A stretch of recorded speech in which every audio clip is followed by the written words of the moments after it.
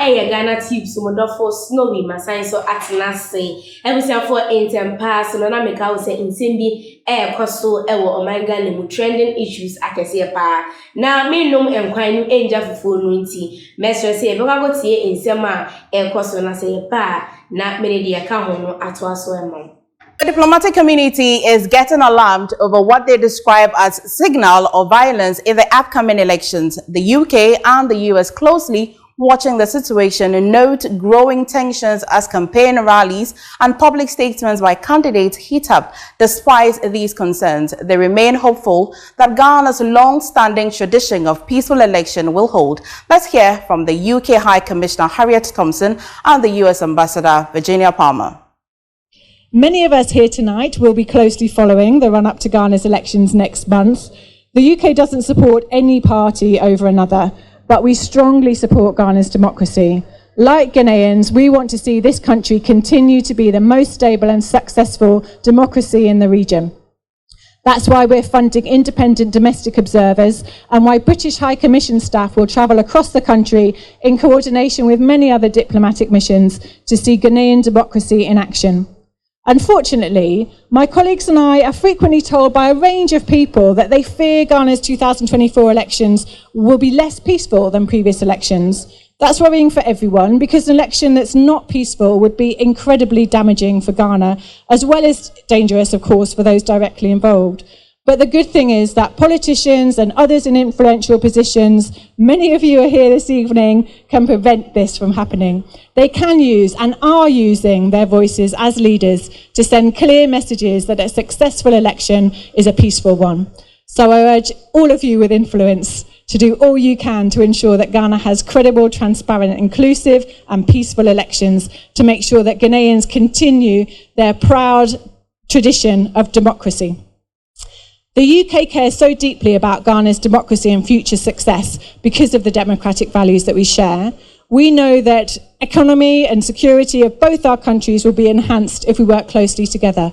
And we know that a strong and enduring bilateral partnership that both learns from the past and looks to the future can improve the lives of people in both of our countries. Ghana's is the last in calendar year 2024, so I think sort of the exclamation mark on a year of what celebration of democracy. I think Ghana's democracy is the most important thing, and we've had some interesting conversations with Ghanaian officials about the need to have a democracy dividend even in established democracies, so that, for example, the countries of the Central Sahel look and say, wow, because Ghana is democratic and stable, they are prospering. And so I'm looking to deepen the economic partnership too. And I know there are lots of American companies and development finance institutions that are looking at greater investment in Ghana and partnership in Ghana. Ghana is the 4th country in Africa, I think, where we've announced it. We also have instituted that policy in Europe and Latin America.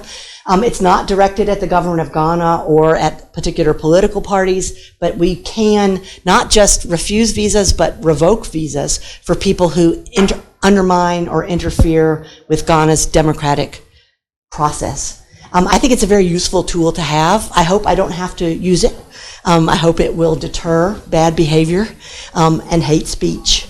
And I hope that I'll call again for early signing of the Peace Pact. I'll call on political leaders to come down hard on other candidates in races down the ticket, or even people just raising a ruckus.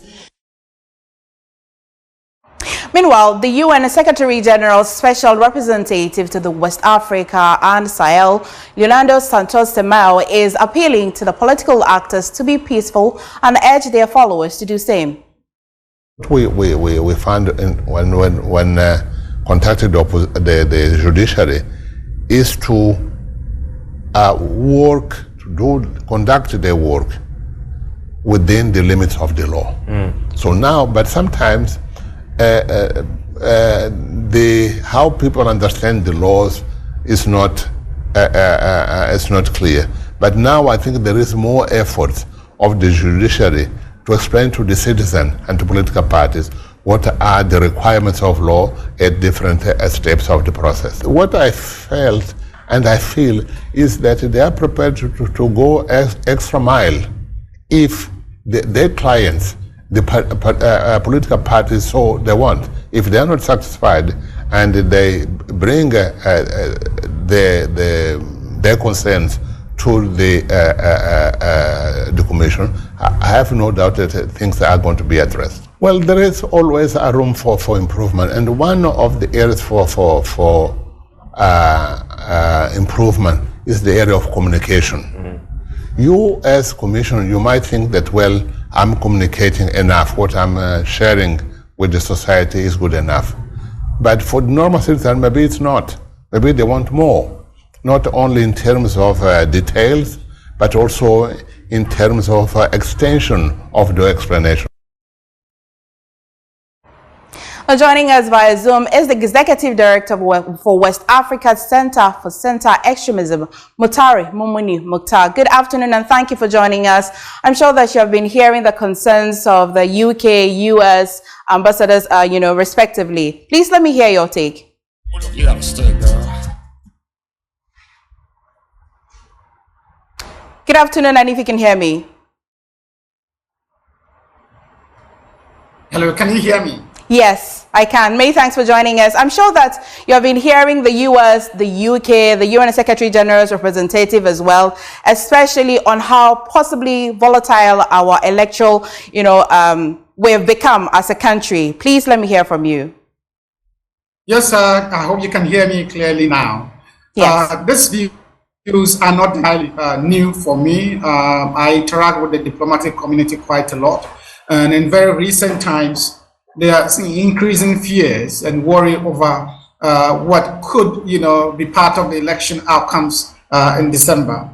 We're seeing a significant role of, issues regarding the lack of goodwill and consensus building among the key stakeholders, including the Electoral Commission. The Electoral Commission has not been successful in building goodwill around it and the trust and confidence that they need to carry everyone along.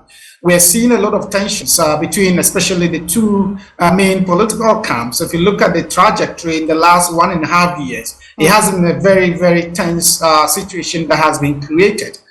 We're also looking at, within the parliament, the current wranglings, political wranglings in parliament, all of that put together point to a potentially very perilous political outcome this year.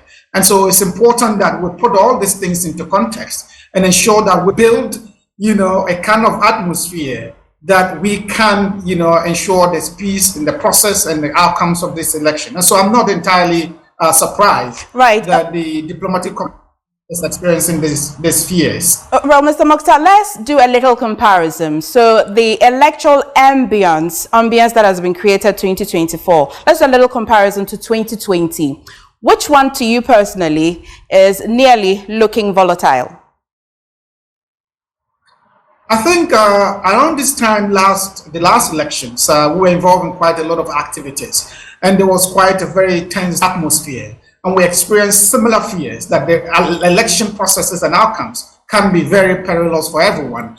And of course, it was not entirely same as we had expected, but the outcomes, including the shootings and the killings of individuals that should not and should never be part of election outcomes, it was part of it. And that made it very, very fearful, very scary for us in terms of our elections. This year, the stakes are very different. The stakes are very high. The resolve of these two political parties, the NDC and MPP, very, very determined to win the elections. Yes. If we look at the posture of both parties, we have never seen that.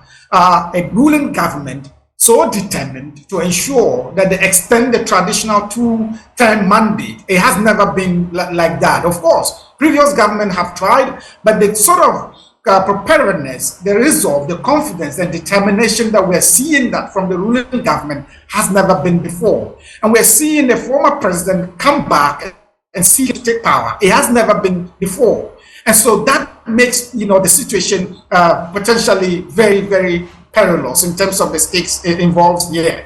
And we are seeing already pockets of tensions and violence characterizing the process. Parliament hasn't helped. Parliament has made it worse. They have set the stage for a very perilous encounter, not only among the key actors, but also for their followers. These things should worry all of us.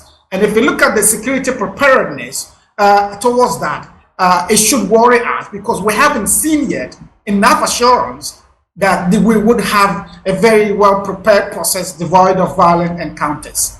Etienne for me, I say munyamre equity in sema ecoso ewo obining now bet me and so Edward Wincher abreme ewo comment box in the moon now making kindly na Eddie Amofefe answer na mesmo musuno make I will be say aha Ghanatube so subscribe na hit notification bell no and for mommy what of for slowly everything for CC idea.